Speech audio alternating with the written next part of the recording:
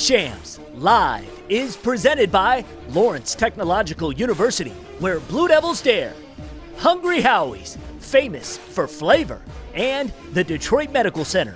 Do you have a sports injury or are just looking to take your game to the next level?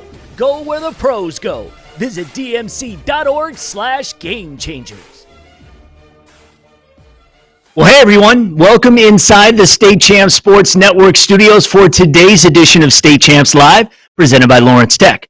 Over 100 degree programs offered at a university consistently ranked one of the best in the Midwest, according to U.S. News and World Report. Find out more at ltu.edu. We are live right now on Facebook, YouTube, and Twitter every Monday through Friday at 2 p.m. My name is Lauren Plant, and the reason we are here today, reason we're dressed up, is because besides bringing you today's show, we are filming the Detroit Athletic Club Foundation's Michigan High School Male and Female Athletes of the Year program.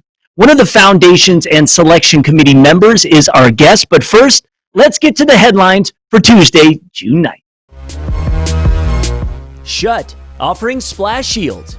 One of the innovations to help speed along the likelihood that we have football in the fall is a full face shield developed by helmet manufacturer Shut that attaches to the face guard of each player's helmets to block the droplets caused by talking, sneezing, and coughing. The company announced a new product last week, billing them as, quote, easy to attach and clean and inexpensive enough to be disposable, end quote. MLB players and owners continue to spar. Major League Baseball's latest proposal Monday to return to play offered the players higher potential salaries over a condensed 76-game season, but less guaranteed pay, with a portion of the salaries only paid out if the playoffs take place. Fears of a second wave of coronavirus shutdowns in the fall are why the league is hoping to have whatever regular season it plays over by September 27th and the postseason done by Halloween. Get ready. Cedar Point opening soon. Cedar Point officials announced the phased opening of the park starting early next month. The park opens July 9th, with the first 2 days limited to pass holders, then resort guests after July 11th. All guests will be required to make an online reservation, complete a health screening, and undergo temperature screening to get in. Then wear a mask and use social distancing in the park. All right, I know there are many of you who are very excited to hear that news. Those are the headlines. Let's get to today's Hungry Howie's Twitter question of the day. Do you think the NFL season will start on time? Yes, but only the regular season. Yes, even the preseason. Not likely, or it is too early to tell. Find State Champs Michigan on Twitter and vote. We'll read the results tomorrow. Well, for nearly a quarter century now, the Detroit Athletic Club Foundation has an incredible event every year honoring 12 Michigan high school student athletes for their achievements in athletics, academics, and citizenship. These student athletes are remarkable people, and we've been involved in putting on the show for 4 years now. Joining us today is one of the DAC Foundation's and selection committee member, Lorron James. Lorron, we really appreciate you taking a few minutes to talk about this year's program, which will be different than any other year prior. A lot to get to. Thanks for being with us. Absolutely. Thank you so much for having me. All right. So most of our audience is probably maybe not familiar with the history of the Detroit Athletic Club. Could you tell us a little about it and why you became a member? Well, the DAC is a 105-year-old club that was established actually where the Amateur Athletic Union, AAU, first started. As you can see in the video on the screen, we promote not just health and wellness of our members, but we actually are in charge of the beautification of the environment and of the environment around us in the club. So we have a lot of great members that have been a part of our club for a lot of years, and we're very proud of the place. Absolutely, and it really is a remarkable history. And in 2018, the DAC was ranked the #1 athletic club in the nation. Tell us why it continues to thrive as it does. Well, I believe that our members were loyal through the downturn in 2008 and 9. You can remember when we hit a pretty bad recession, but our members stayed loyal to us, and they wanted to actually stay in the city to actually help it grow from a philanthropic standpoint as well as a business standpoint. You might notice that the Detroit Athletic Club is not the largest athletic club in the country, but I think it's the most refined, and we were finally recognized for that. But I think the best thing about our club is our wonderful staff. Our staff really makes the club what it is, and it makes us the #1 athletic club in the country as of last year. And we're very, very proud of that. Yeah, it's always fun, like looking at this old, historic footage, and when Detroit was in its heyday, and you guys are such a staple, right there hovering over Comerica Park, and it's such an icon, and it's great that it continues to be a big part of the downtown area. You've been a big part of the DAC Athlete of the Year Awards for a long time, and this is more than just the Detroit Athletic Club Foundation hosting an award show. Talk about all the work that goes into it. This year alone, we received 112 applications to digest. Yeah, that's correct. That's a lot of applications to sift through. And, there are just so many talented student athletes in the state.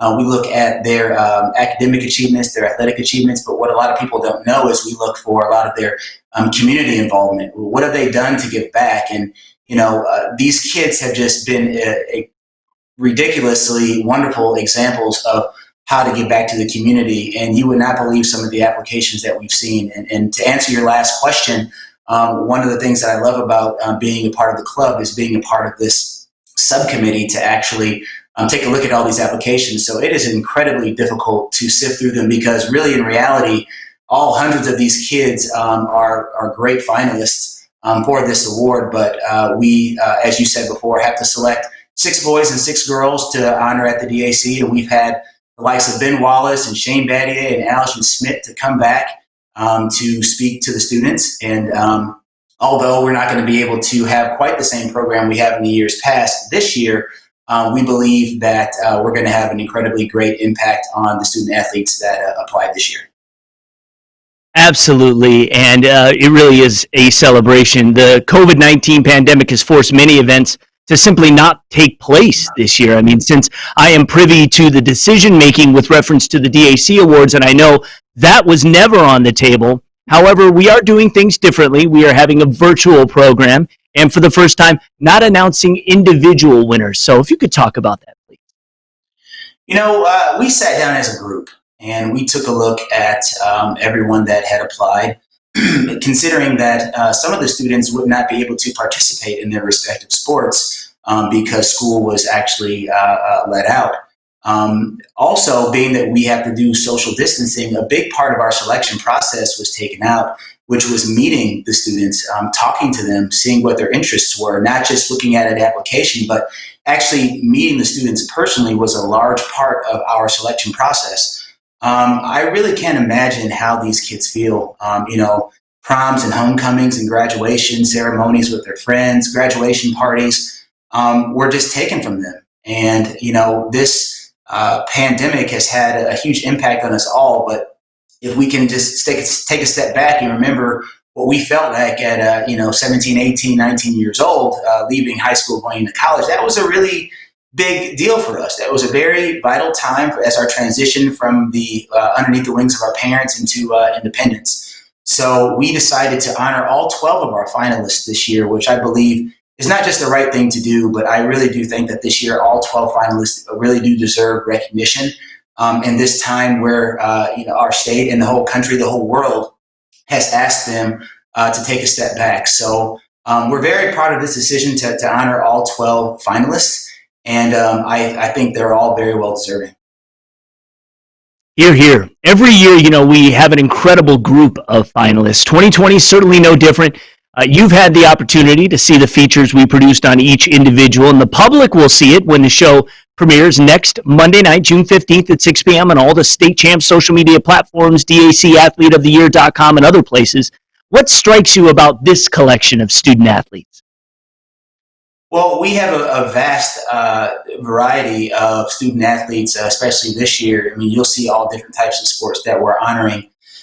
But I just think that this particular group is especially resilient. This is something that none of us could have foreseen. But, despite everything that we have seen, what's happening in our community from a health standpoint, we have maintained communication with these particular student athletes, and they haven't been discouraged. They haven't been down. They've been working just as hard remotely, just as much as they've been when they've actually had to go into school.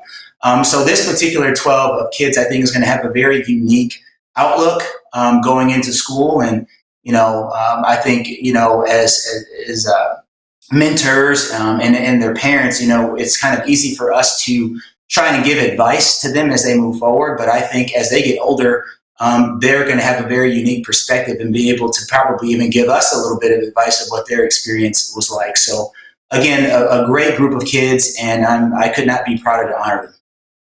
Yes, I'm in the room when the nominees are selected, and it can get quite heated, relatively speaking, when the finalists are chosen, because those who have investigated each individual feel so passionate about their particular individuals and their choices. So I think that is a testament to what goes into actually selecting a group of just 12 and how difficult that is.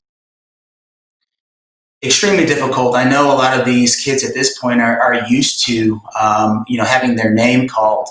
I actually was with a very good friend of mine yesterday, Nick DeGraw. He was, I believe, Mr. Soccer maybe in 2000 or 2001, I believe. Maybe I have those years knocked off, but he was one of the finalists for the High School Athlete of the Year back then, and he tells me that he has great memories. Although he came up a little short for the award, he said that it was a great experience for him going through it. So I believe that all the kids should be very proud of their accomplishments. And I know that the respective colleges that they're going to are looking forward to their arrival. No question. No question. Now, you are a business leader, still a young person yourself, but as you alluded to throughout the course of this conversation, the class of 2020 as a whole might feel that they were robbed of traditional celebratory events like prom and graduation, or at least in its normal fashion. But this experience has also been one to learn some life lessons as they now head off, like you said, to independence. What message do you have for the class of 2020? Boy, if I can remember when I went back to school, which wasn't that long ago, I graduated in a school in Birmingham in 2001 and graduated from Arizona State in 2005. And if I can think back then, what I wanted to hear was to probably just slow down, and you're probably going to get a little homesick, the first couple of months, but to really slow down, realize where you are, enjoy your environment. Don't be afraid to make mistakes. I believe surrounding yourself around the right people will have a really big impact on your life. And, all 12 finalists, if you're in this category right now, that already means that you've done a pretty good job of surrounding yourself around the right people if you're here right now.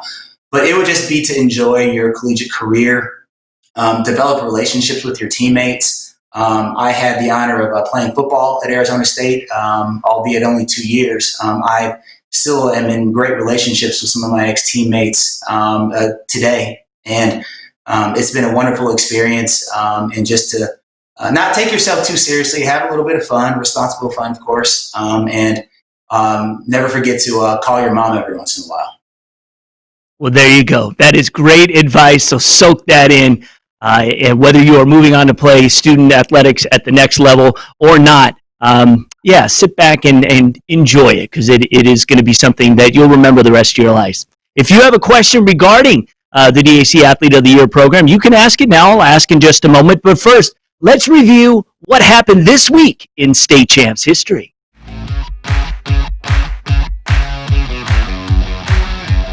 Let's check out a Division I softball quarterfinal that took place this week in 2013. Saline and Matawan getting together at Michigan State. It was Saline's longest run ever in the postseason to date. Bottom of the 6th inning, game tied at 2. The Hornets, Katie Alexander, the deep poke to center. Julie Anderson hustled home, made it a 3-2 contest. The game came down to Matawan's final at bat. Full count, and Abby Stoner with ice in her veins, a mammoth blast over the wall to tie the game at 3. We needed extra innings. Top of the 8th, Matawan with the bases full, and it's Stoner once again. Wham, bam, grand slam. Matawan won 7-3, and the Wildcats went on to claim the Division I state title a few days later. This week in state champs history is presented by Lawrence Tech Athletics. Recruit yourself at ltuathletics.com. All right, great stuff. Well, that's about all the time we have with Mr. James, but I do want to promote one more time, Monday, June 15th, 6 p.m., All of the State Champs social media platforms. We'll have it on the State Champs website. We'll have it on the State Champs app. Of course, DACathleteoftheyear.com. And we want all of you to share the stream as we premiere a live video that honors this year's 12 male and female DAC Foundation High School Athlete of the Year finalists. This, again, is a celebration to honor a group of extremely talented individuals who exemplify the spirit of the class of 2020. So you're going to get to hear from all of them individually. We're going to have a lot of fun. And I want to thank Lorron James for coming on State Champs Live today. Thank you very much, sir, and we will talk to you soon. Thank you so much. And on behalf of the DAC and our selection committee and our foundation, I just want to say thank you. All right. Thank you. We'll talk again soon. Let's check out today's clip of the day.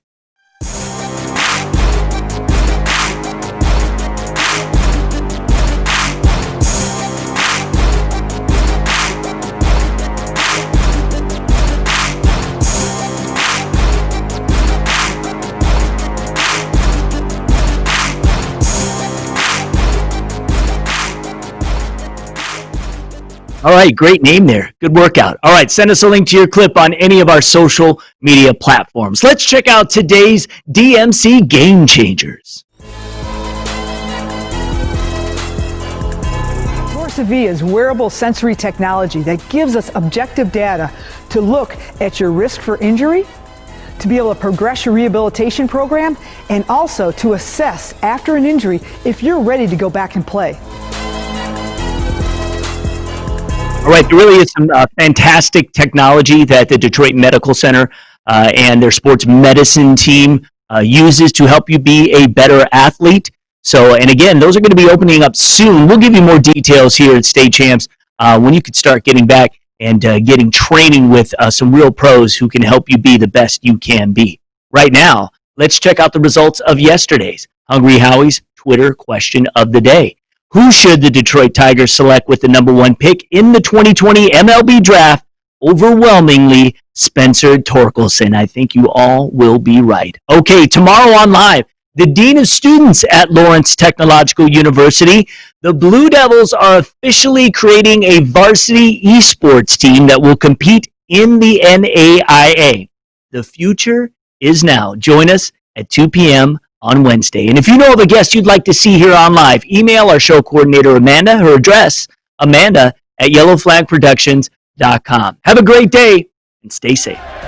Right now, we are all longing for the roar of a crowd, the excitement of a stadium filled with cheering fans, and the ecstasy of celebrating a hard-fought victory. But right now, we're all on the same team, and we must do our part to make sure as many students, athletes, coaches, teachers, parents, and loved ones are there when we have the luxury to resume our rivalries and start rooting for our teams once again. Stay home and stay safe. State Champs Live is presented by Lawrence Technological University, where Blue Devils dare, Hungry Howie's, famous for flavor, and the Detroit Medical Center. Do you have a sports injury or are just looking to take your game to the next level? Go where the pros go. Visit dmc.org/gamechangers.